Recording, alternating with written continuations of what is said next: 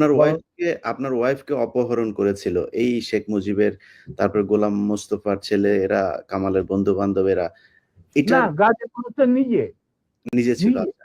তো হ্যাঁ, নিজে। আপনার স্যার আপনি এটার বিচার চেয়েছিলেন শেখ মুজিবের কাছে। আপনি আমার বউ বিচার কন্টিনিউ চেয়েছিল। করেন। জি, কন্টিনিউ করেন স্যার এবার। হ্যাঁ, যে আপনি আপনি প্রাইম মিনিস্টার, কারণ ঘটনাটা মুজিব কি ছিল স্যার? ঘটনাটা কি ছিল স্যার? একটু শুরু থেকে বলুন স্যার। ঘটনা এটা একটা মানে মজার ঘটনা। আচ্ছা, তুমি শুনতে চাও? তুমি তো আমার বইতে লেখা আছে যদিও। সবাই শুনতে চায় স্যার, সবাই। আমি একা না, সবাই শুনতে চায়। ঘটনাটা হচ্ছে, আমার এক খালাতো বোন, তার নাম তাহমিনা। তার বিয়ে ঠিক করেছিলাম আমি আর নিম্মি কর্নেল রেজার সাথে, যে আমাদেরকে জুনিয়র চাকরি। তার সাথে বিয়ে হবে, অনুষ্ঠান হবে লেডিস ক্লাবে। তো দুপক্ষেই আমাদের পরিচিত, অতএব আমরা হলাম রায় মিডিয়া। ঠিক আছে, ঠিক আছে। তখন আমরা কি করলাম, সমস্ত অ্যারেঞ্জমেন্ট আমাদের উপরে দায়িত্ব আসলো। তো কাকে রাখি আর কাকে বাদ দেই, এত মানুষের সাথে পরিচিতি। তো আমরা যাই হোক বেশ ভালোই, প্রায় 2-3 হাজার লোকের মতো লোক ইনভাইট করা হলো দুই তরফে। চলছে বিয়ের আসর। তখন আমার একমাত্র শালা, যার নাম বাপ্পি, ও ম্যাকগিল ইউনিভার্সিটিতে পড়তো, ওখান থেকে ছুটিতে আসছে দেশে। He was also present in the ceremony. আমি আর নিমিত দুই পক্ষের মানে হোস্ট বলতে পারো, সবাই দেখাশোনা করছি।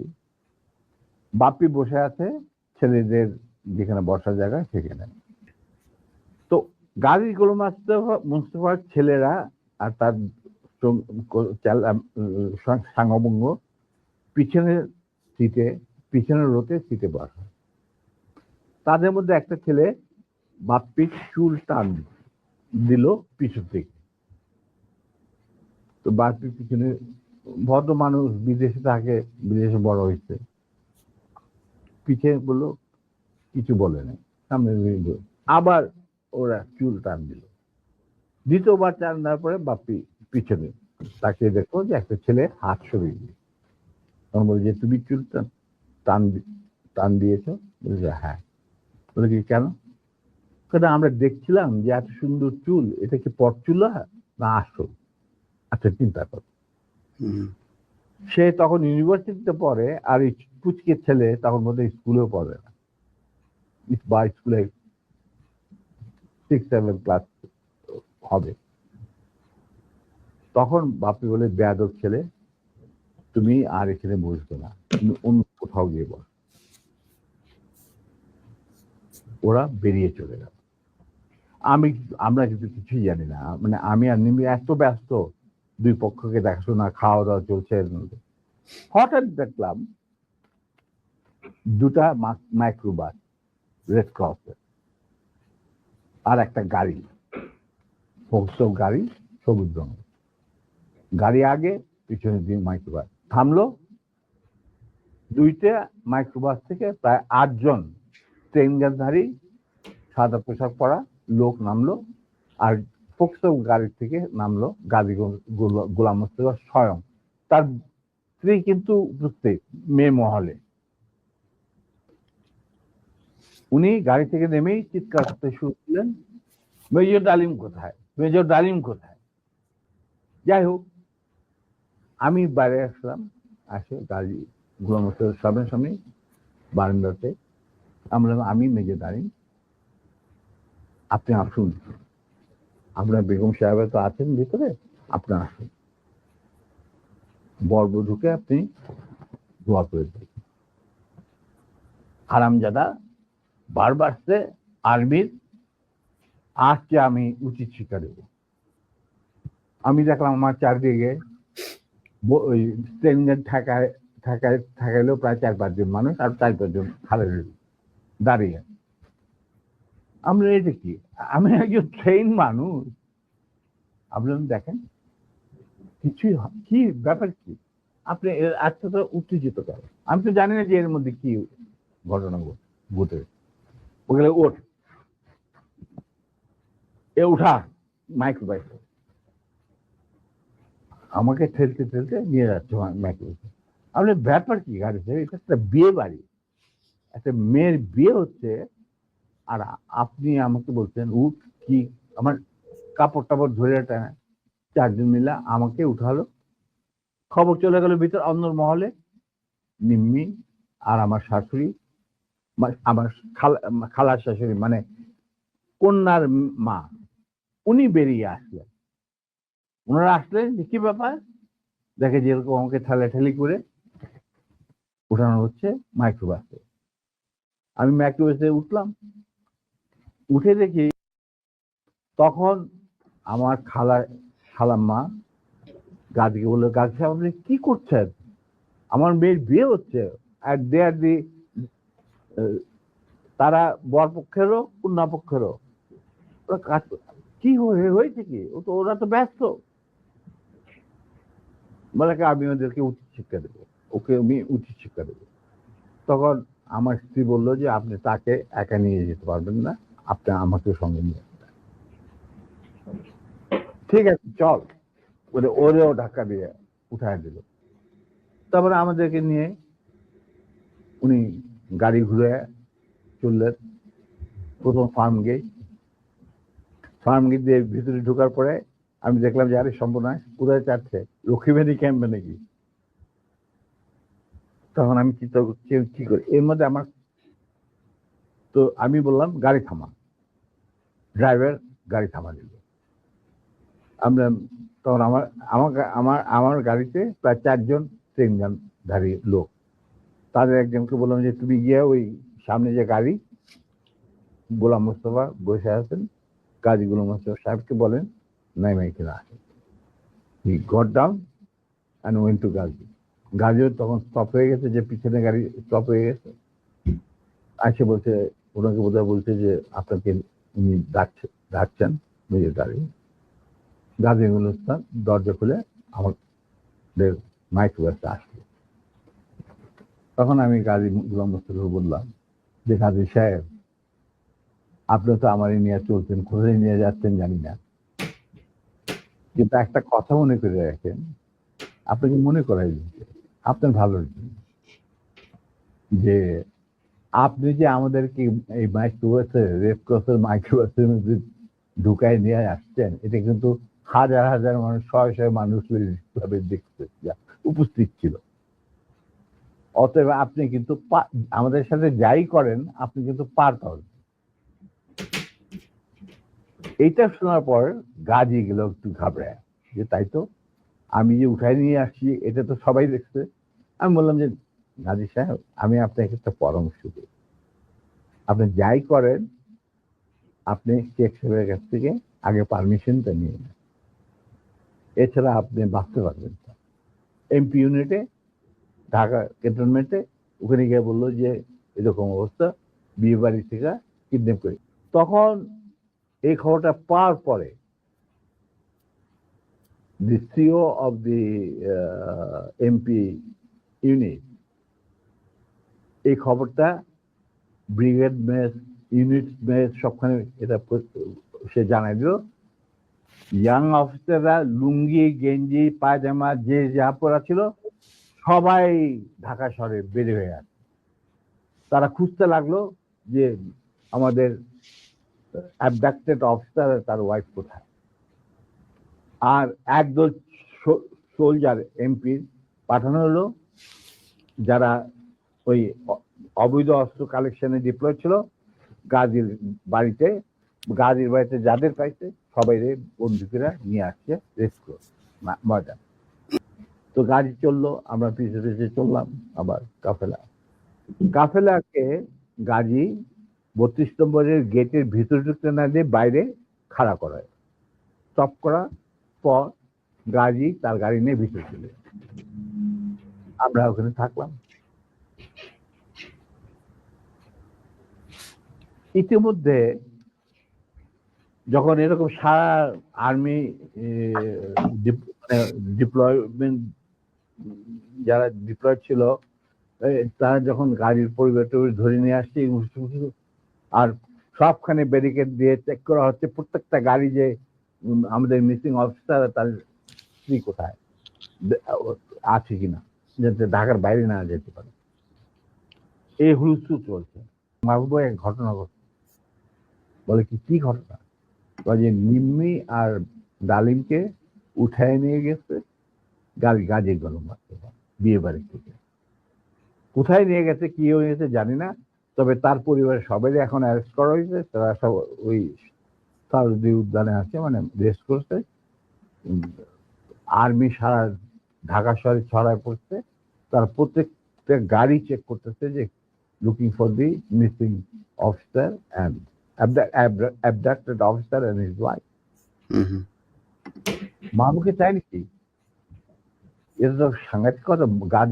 গাড়িকে তো বিশ্বাস করা যায় না বলে সে রেড টেলিফোন করতে, মানে হাত দিতে গেছে, রেড টেলিফোন বেজে উঠছে। কে? শেখ মুজিব। ফোন মাহবুব। তো উঠাইছে, কে বলছে? আমি মাহবুব বলছি। বলে যে আমি প্রাইম মিনিস্টার মুজিবুর রহমান। বলে কি? জি স্যার বলেন। বলে কি তুই ইমিডিয়েটলি আমার বাসায়। এর মধ্যে chief of staff, deputy chief of staff, CGS, Khalid Mosharraf এদেরকে ডাকানো হয়েছে। এরা আসছেন। কর্নেল নুরুজ্জামান, রকিবানী চিফ, এরা উপস্থিত আসছেন সবাই। জিয়া রহমান অলসো কে ডেপুটি চিফ। আচ্ছা, মাহবুব তখন বলে চলো। তখন লিটুদের গাড়িতে বসেই ও চলে আসলো। তো ওই গাড়িটা যখন গেল, গাড়ির নাম্বার দেখে আমি বুঝলাম যে উই আর সেফ, আমাদের মারবে না। কিছুক্ষণের মধ্যেই মাহবুব, আমি দেখলাম যে মাহবুব না, শেখ কামাল, রেহানা, তারপরে শেখ জামাল, বেগম মুজিব নিচে গেটের বাইরে এসে আমাদেরকে খালাম্মা টালাম্মা চলার অসুবিধা, মানে রক্তাক্ত চুল্লু, ওদের দেখে তো ওরা ঘাবড়ায় গেছে।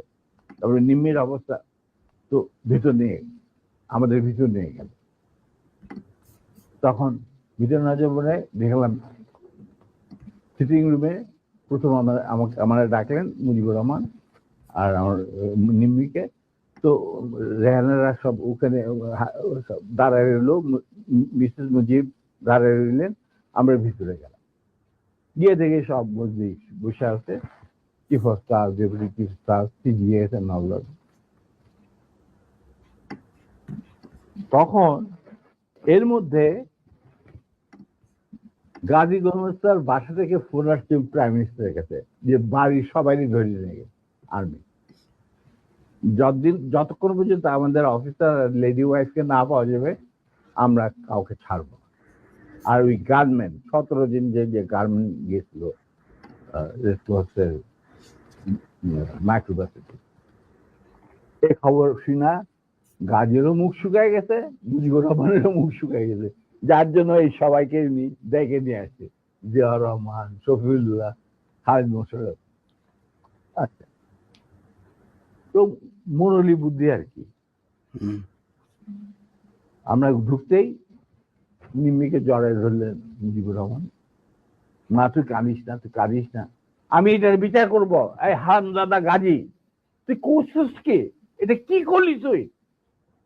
যা ওর পা ধরে মাপচা। আমার বউয়ের পা ধরে মাপচা। গাজী একটু অগ্রসর হওয়ার পর আমার বউ বলল, নিজের চপ্পল খুলে বলল, খবরদার, তুমি আমার ক্ষমা পাওয়ার যোগ্য নয়, আমি তোমাকে ক্ষমা করতে পারবো না, তুমি পিছিয়ে যাও। মুজিব আর বাকিরা তো সব চুপ করে বসেছে, আমি চুপ করে দাঁড়িয়ে। তখন বলতেছে মা, আবার মুজিব আমার বউ নিম্মিক জ্বরে ধরে বললো, মা আমি এর উপযুক্ত বিচার করব, তুই আমার ভরসা রাখ। তখন আমার বউ বলছিল, নিম্মি বলছিল যে চাচা, যাদের রক্তের উপরে আপনি আজ দেশের প্রধানমন্ত্রী, তাদেরই আজকে রক্ত ঝরাইতে হয় স্বাধীন দেশে গাজীর মতো একটা কম্বল চোরের হাতে। এর বিচার আপনি কি করবেন? আমি বিচারের মাল্লার, আল্লাহ তার বিচার করবে, আমি আপনার কাছে কোনো বিচার চাই না। তখন আবার বেগম মুজিবুর বলে ওদেরকে উপরে নিয়ে যা। মুজিবুর রহমানের এবং আদালতের সামনে সই বলেছে, sir, I have been ordered to come and convey the message loud and clear to you that it is a legal matter. Ghazi has violated the Prime Minister's order on which army has been deployed over the whole country, and he had abducted an officer in uniform and his wife while he himself is engaged in this operation along with 17 gunmen in the Red Cross microbus.